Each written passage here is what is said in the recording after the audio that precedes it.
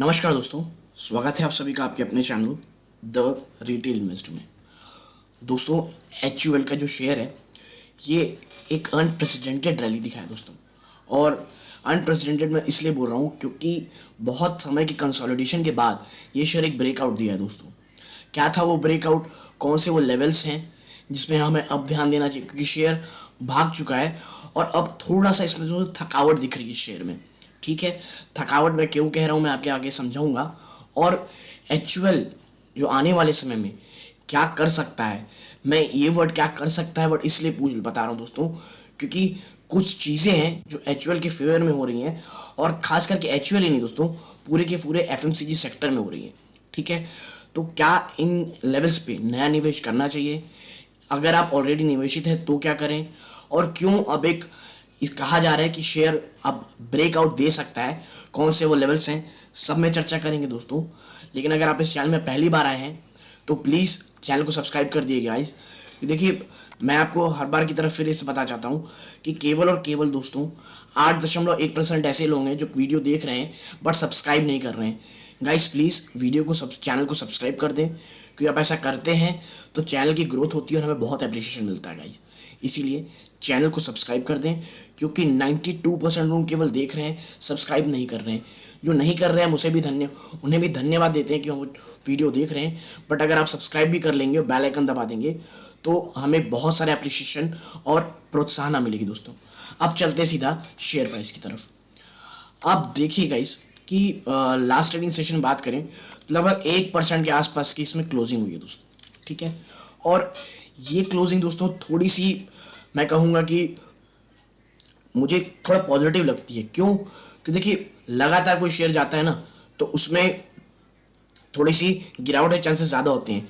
But इसमें मैं ज़्यादा पॉजिटिव इसलिए कह रहा हूँ क्योंकि आप देखिए कि अचानक से दोस्तों यहाँ ना बाइंग आई है इस शेयर से, लगभग 2715 से फिर बाइंग आई है और ये 2739 में जाके बंद हुआ है। यानी नीचे जो इसका दोस्तों सपोर्ट है ना, लगभग 2710 से लेकर के 2715, ये अभी भी इंटैक्ट है मतलब दोस्तों। ठीक है, और देखिए ये इसका एक अच्छा सपोर्ट है दोस्तों, कोई मैं कह रहा हूँ कोई बहुत मजबूत नहीं है। मंडे को ये फिर से टेस्ट होगा, ठीक है, लेकिन ये जो सपोर्ट है दोस्तों ये बहुत ही ज़्यादा मैं कहूँगा शॉर्ट टर्म इन्वेस्टर जो पोजिशन ट्रेड करते हैं 5 से 4 दिन का उनको ये सपोर्ट देखना ज़रूर चाहिए दोस्तों। ठीक है, और मैं आपको बात करूं, अगर ये शेयर दोस्तों ये तोड़ता है यानी कि 2700 रुपए को, तो मैं आप सबको बता दूं कि 2700 एक जो साइकोलॉजिकल लेवल है दोस्तों, क्योंकि 2710 से लेकर के 15 एक एक्चुअल सपोर्ट है इसका। बट जो 2700 है, और दोस्तों ये जो सपोर्ट की बात होती है ये क्लोजिंग बेसिस पे होती है। ठीक है, इसीलिए क्लोजिंग बेसिस पे जब तक सपोर्ट नहीं हो तो जब तक नहीं टूटेगा दोस्तों तब तक वो सपोर्ट नहीं टूटता है। और जिस तरह आजकल मार्केट का सिनेरियो है, शॉर्टर्स जो सपोर्ट लेवल है उसे छुआ करके फिर वापस की तरफ भगाते हैं, और आप यहाँ भी वही उसका हाल देखिए।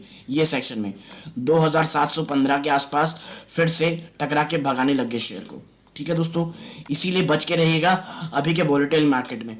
ठीक है, और अगर ये टूटता है दोस्तों, मैं आपको फिर समझाता हूँ, अगर ये टूटा तो मैं आपको फिर बताऊं 2610 ये अपने आप ओपन हो जाएगा, क्योंकि और ये सपोर्ट दोस्तों 2600 रुपए ये बहुत ही ज्यादा स्ट्रांग है दोस्तों।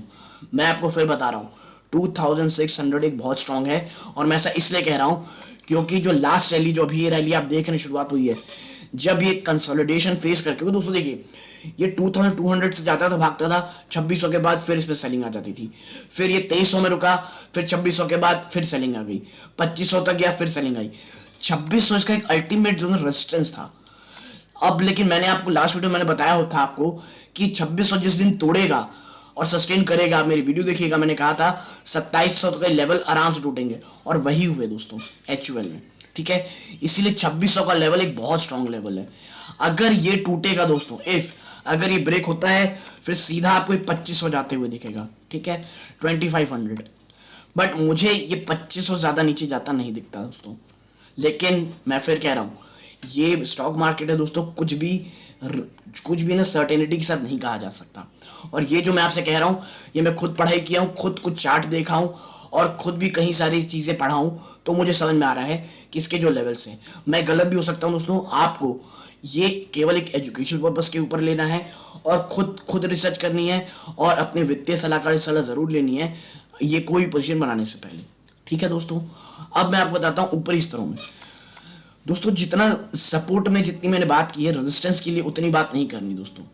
मैं आपको बता दूं फिर से यही 2800, जब ये 2800 तोड़ करके दोस्तों क्लोजिंग बेसिस पे बंद होगा, आप देखेंगे कि एक नई रैली की ओर बढ़ेगा। और मुझे लगता है कि ₹3000 इसका बहुत ही शॉर्ट टर्म में आएगा, बट उसके लिए दोस्तों इसे 2800 के लेवल को तोड़ के ऊपर सस्टेन करना पड़ेगा। ठीक है दोस्तों, और देखिए एक्चुअल के साथ क्या इशू है। आप एनएससी की वेबसाइट में आपको मैं ले जाना चाहूंगा और आपको मैं एक चीज दिखाता हूं जो आपको शायद चौंका भी देगी। आप देखिए कि लास्ट ट्रेडिंग सेशन में लगभग 30 लाख शेयर्स की ट्रेडिंग हुई है गाइस। ठीक है, और आप डिलीवरी परसेंटेज देखिए, मोर देन 70%, 73.72% की delivery guys. I mean this is huge. मतलब आपको समझ में आ रहा होगा कि इस शेयर पे अब कितना लोगों रिलाय हो गए हैं इसमें। ठीक है, लेकिन दोस्तों देखिए मैं वही कहता हूं, जब ये शेयर 2200 में 2300 में मिल रहा था, तब ब्रोकरेज हाउस बड़ी बड़ी रिपोर्ट निकाल रहे थे कि शायद ये हो जाएगा वो हो जाएगा। लेकिन देखिए एक बात हमेशा ध्यान में रखिए कि ये आज की कंपनीज नहीं है गाइस, ये बहुत साल पुरानी है। इन्होंने बहुत बुरे बुरे वक्त देखे हैं। और आप देखिए कोविड के बाद जब सिचुएशन आई तो उसमें दोस्तों ऐसी ही कंपनियां बचेंगी, बड़ी कंपनियां जिनके पास कैश है, टेक्नोलॉजी है और इतने सालों का तजुर्बा है दोस्तों।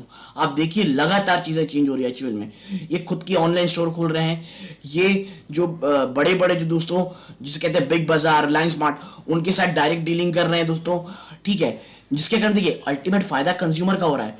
लेकिन मैं बता दूं आपको, ये आने वाले 10 से 20 साल की फिर तैयारी कर रहे हैं दोस्तों।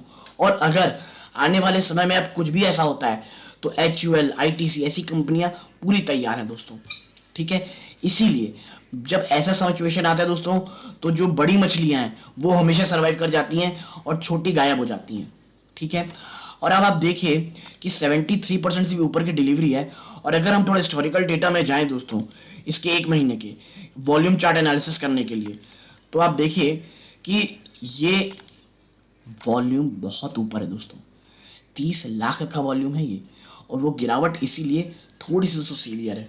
ओके, उसमें देखिए आप 12 लाख, 13 लाख, 17 लाख, इतना वॉल्यूम आपको पिछले एक महीने में बस इस समय दिखा था दोस्तों। ठीक है, 20 अगस्त की तारीख को। उससे पहले आप देखिए कि कुछ भी नहीं है दोस्तों। और देखिए यही ब्रेकआउट का सेक्शन था दोस्तों। ठीक है, तो मैं आपसे यही कह रहा हूं, आप देखिए ये ओपनिंग सेशन था दोस्तों, ओपन ये हुआ था 2490 में और देखिए आप क्लोजिंग देखिए, इसीलिए ये इतने भयंकर वॉल्यूम्स थे। ठीक है, इतनी जबरदस्त तेजी थी उस दिन, बट उसको अगर आप हटा दें तो ये वॉल्यूम सबसे ज्यादा है दोस्तों और इस बार गिरावट हुई है। इसीलिए अगर आप लॉन्ग पोजीशन बना रहे दोस्तों, तो मैं एक्चुअल HDFC में हमेशा कहता हूँ जिस जिस प्राइस में है उसे खरीद लीजिए उसी समय और फिर एक्यूमुलेट कीजिए हर 5 से 10% की गिरावट में, क्योंकि ज्यादा गिरते नहीं है दोस्तों। ठीक है, ये आपके पोर्टफोलियो की स्टेबिलिटी देंगे ये। लेकिन फिर भी दोस्तों देखिए स्टेबिलिटी देखिए, फिर भी एक साल में 34% का रिटर्न दोस्तों।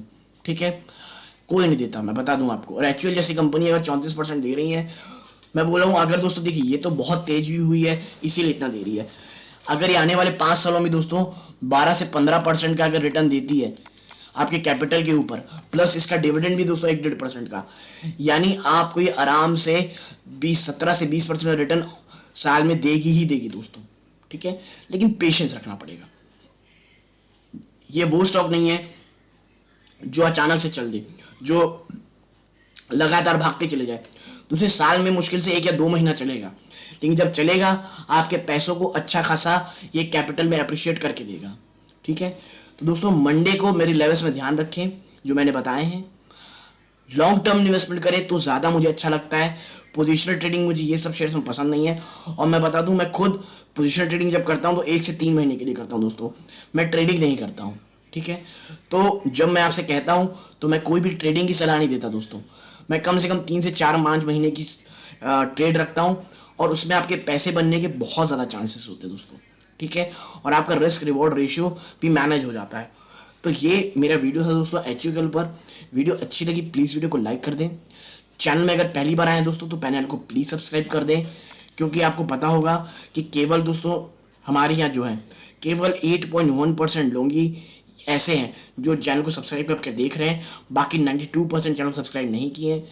दोस्तों मैं बार बार इसलिए बोल रहा हूँ क्योंकि चैनल में वाकई में ग्रोथ नहीं हो रही थी, व्यूज बढ़ रहे हैं बट सब्सक्रिप्शन नहीं बढ़ रहे थे। इसीलिए प्लीज अगर आप चैनल में पहली बार आए हैं तो चैनल को सब्सक्राइब कर दें। तो दोस्तों ये इस वीडियो का अंत है।